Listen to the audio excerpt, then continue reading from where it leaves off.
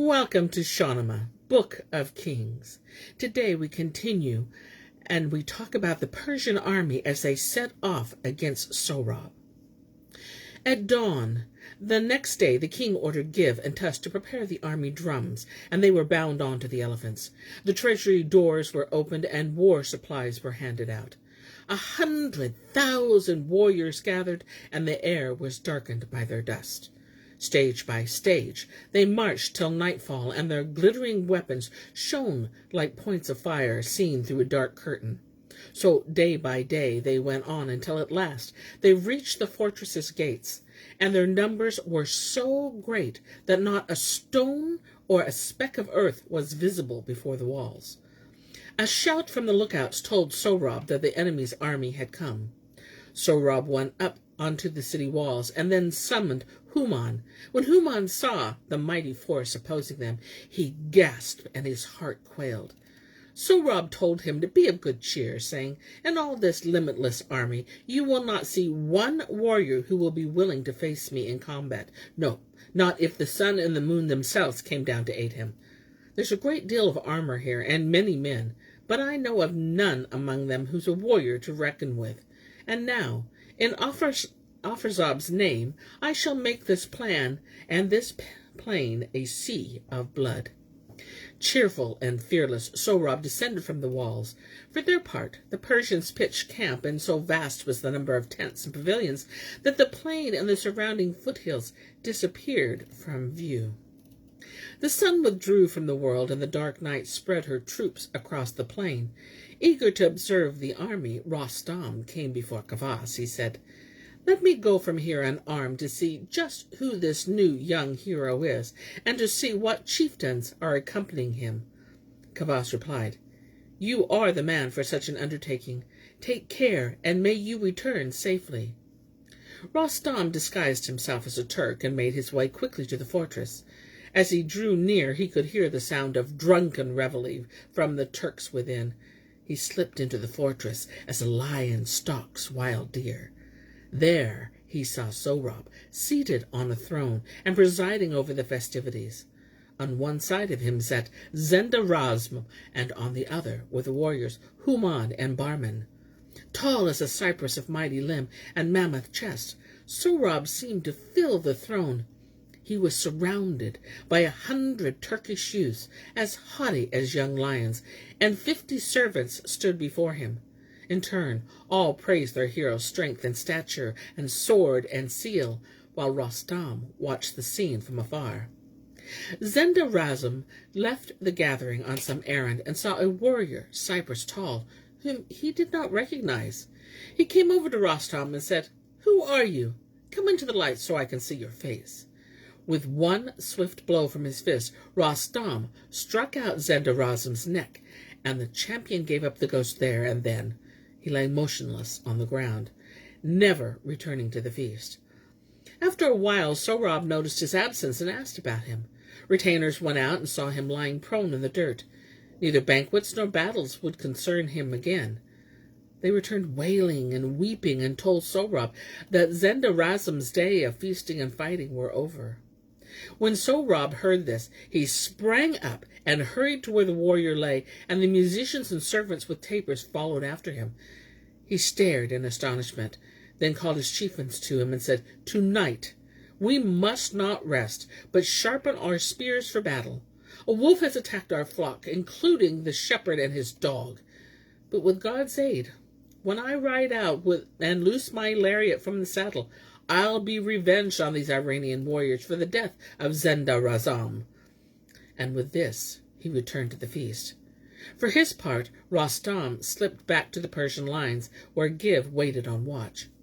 Rostam told Give of how he had killed one of the enemy, and then he went on to Vass and gave him news of Sohrab, saying that the new hero had no equal in either Tehran or Iran, and that he was the image of Rostam's own grandfather Sam. He told Vass of how he had killed Zenda-Razm, and then he and the king called for musicians and wine. When the sun had flung its noose into the sky, and rays of light shot through the empty rain, Sohrab armed himself and went up onto a tower on the city walls. From there he could see the Iranian forces spread out below. He summoned Hijjiri, and after promising wealth if he was truthful, and prison if he was not, he said, "I want to ask you about the leaders and champions of the other side, men like Vass, Vass, Gudars, Bahram, and the famous Rostam. Identify for me every one I point out to you. Those multicolored pavilion walls enclosing tents of leopard skin. 100 elephants are tethered in front of them, and besides the turquoise throne that stands there, a banner rises emblazoned with the sun and topped with the golden moon. There, right in the center of the encampment, whose place is that there?" Hijjiri replied, "That is the Persian king's court, and there are lions there as well as elephants." Sohrab went on. "Over to the right, where all the baggage and the knights and the elephants are, there's a black pavilion around which are countless ranks of soldiers. The banner there bears an elephant as its device, and there's a gold-shod knights on guard before it. Whose is that?" Hijjiri answered, "The banner embroidered with an elephant belongs to Vass, the son of Nozar.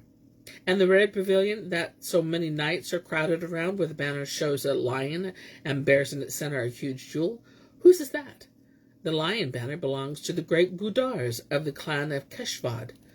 "And the green pavilion, where all the infantry are standing, where the banner of Kava is, look, a resplendent throne shines there on it. It's seated a hero whose head and shoulders, taller than all the rest that stand in front of him. A magnificent horse with a lariat slung across its saddle waits next to him and neighs toward its lord every now and again. The device of the banner there is a dragon, and its staff is top of a golden lion." Hijjiri answered, "That's some lord from Tartary who's recently joined forces with the king." Sohrab asked the new lord's name, but Hijjiri said, "I don't know his name. I was here in this fortress when he became our king." Sohrab was saddened in his heart because no trace of Rostam was to be seen. He questioned Hijjiri further, pointing out an encampment about a banner that bore a device of a wolf. "That belongs to the noble of Gudar's son, Give." Hijjiri replied, "And over toward where the sun is rising, there's a white pavilion thronged about with foot soldiers.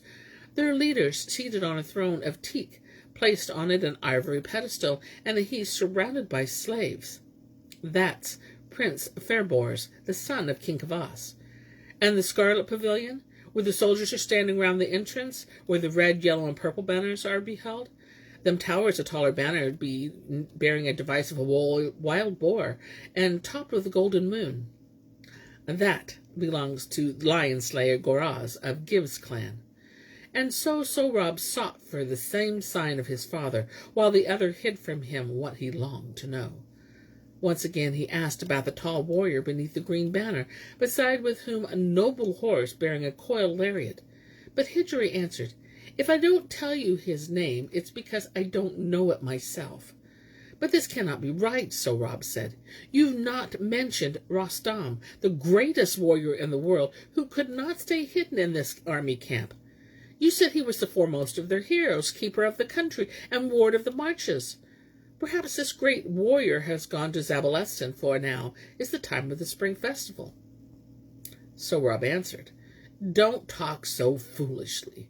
His king has led their forces into the field. If this world champion were to sit drinking and take his ease at such a time, everyone would laugh at him.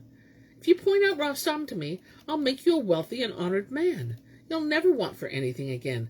But if you keep his whereabouts hidden from me, I'll sever your head from your shoulders. Now choose which is it to be." But in his heart, Hijjiri thought, "If I point out Rostam to the strong Turkish youth, who has such shoulders and who sits on his horse so well, out of all our forces it'll be Rostam he'll choose to fight against. With his massive strength and mighty frame, he could kill Rostam, and who from Iran would be able to avenge the hero's death? Then this Sohrab will seize Kavas's throne. Death with honor is better than aiding the enemy, and if Gudars and his clan are to die, then I have no wish to live in Iran either." To Sohrab he replied, "Why are you so hasty and irritable? You talk of nothing but Rostam. It's not him you should try to fight with. He would prove a formidable opponent on the battlefield. You would be able to defeat him, and it would be no easy matter to capture him either." When Sohrab heard such slighting words, he turned his back on Hijjiri and hid his face. Then he turned and struck him with such violence that Hijjiri sprawled headlong in the dirt. Sohrab went back to his tent and there donned his armor and helmet. Seething with fury, he mounted his horse, couched his lance, and rode out to the battlefield like a maddened elephant. None of the champions of the Persian army dared confront him. Seeing his massive frame, his martial figure on horseback, his mighty arm and glittering lance, they said, "He is another Rostam. Who would dare look at him or oppose him in combat?" Then Sohrab roared out his challenge against Vass. "What prowess have you on the battlefield? Why do you call yourself King Vass when you have no skill or strength in battle? I'll spit your body on this lance of mine and make the stars weep for your downfall. The night when I was feasting and Zenda-Razam was killed, I swore a mighty oath that I'd not leave a single warrior living in all of Persia, that I'd string up Vass up alive on a gallows. Is there one from among Persia's fighting champions who will oppose me on the battlefield?" So he stood, fuming with rage, while not a sound rose from Persian ranks in answer to his challenge. Sohrab's response was to bend low on the saddle and bear down on Persian camp.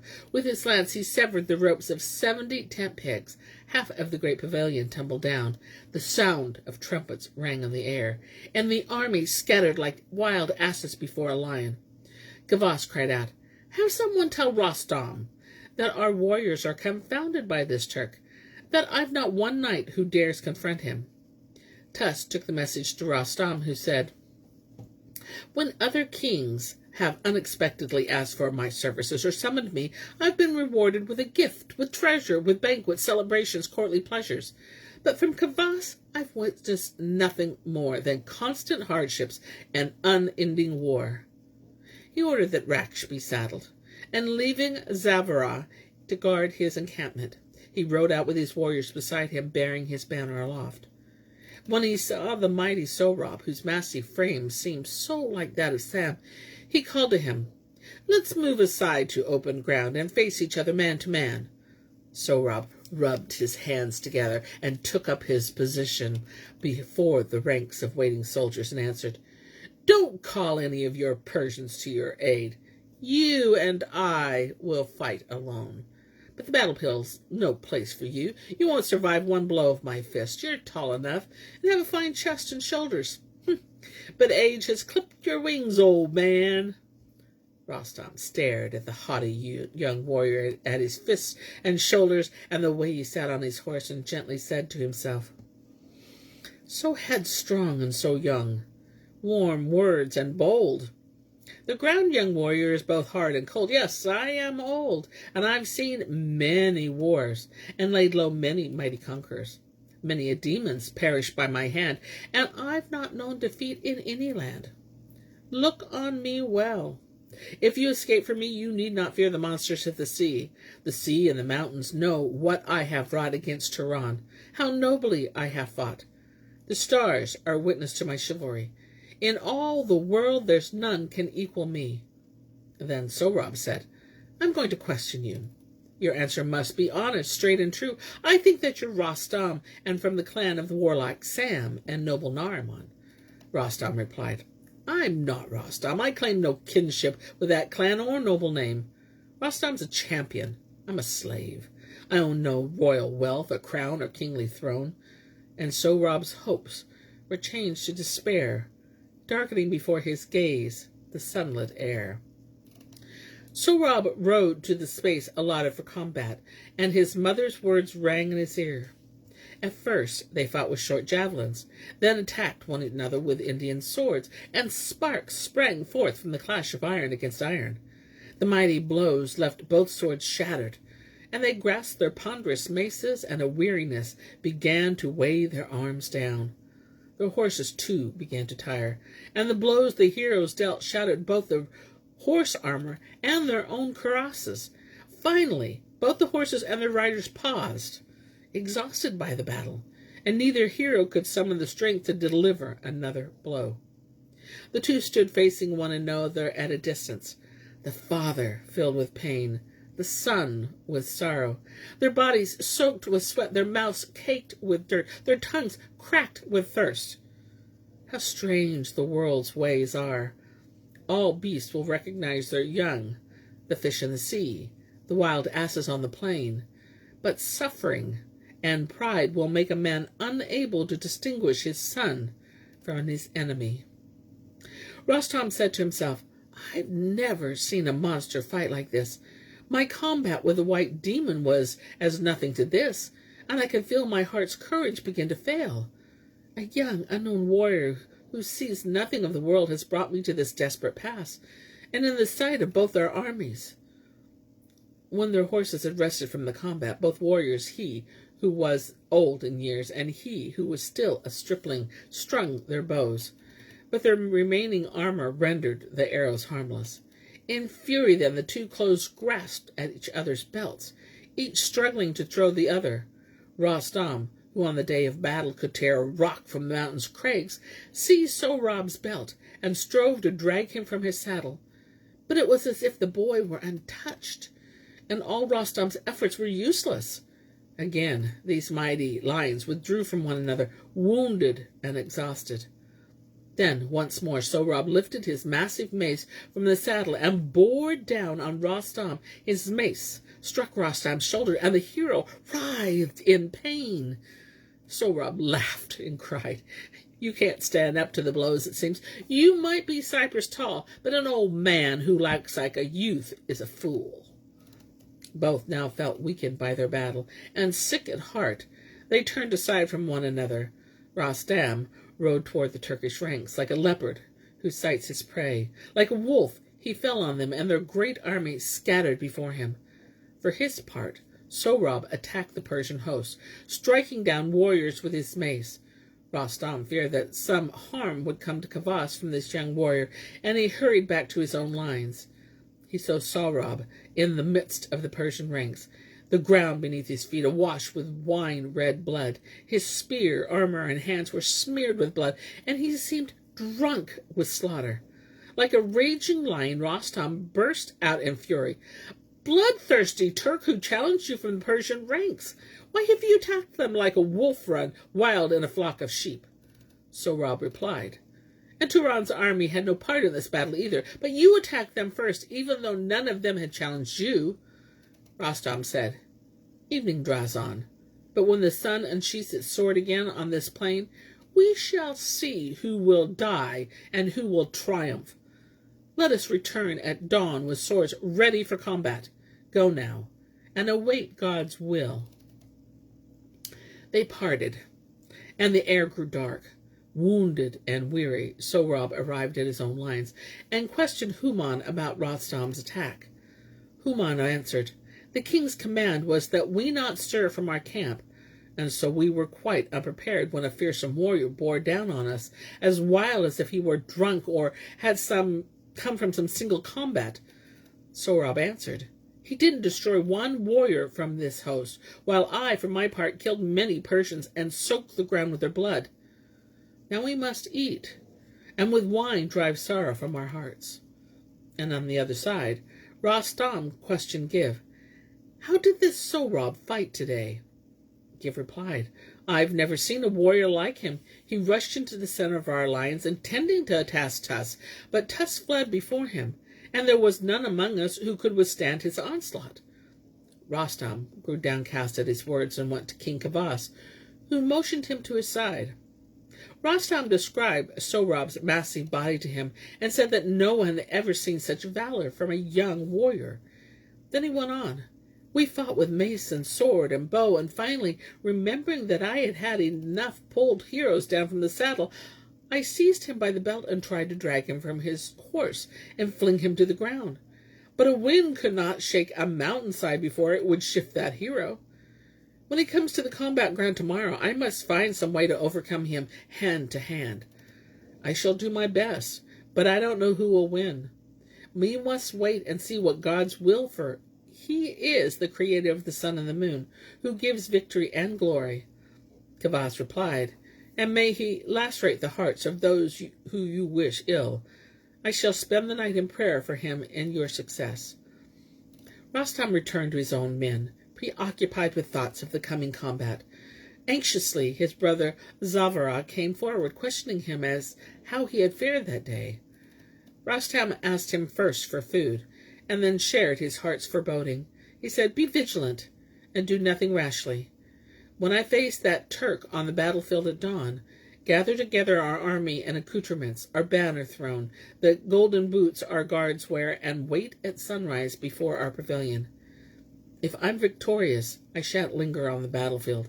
But if things turn out otherwise, don't mourn for me, or act impetuously. Don't go forward offering to fight.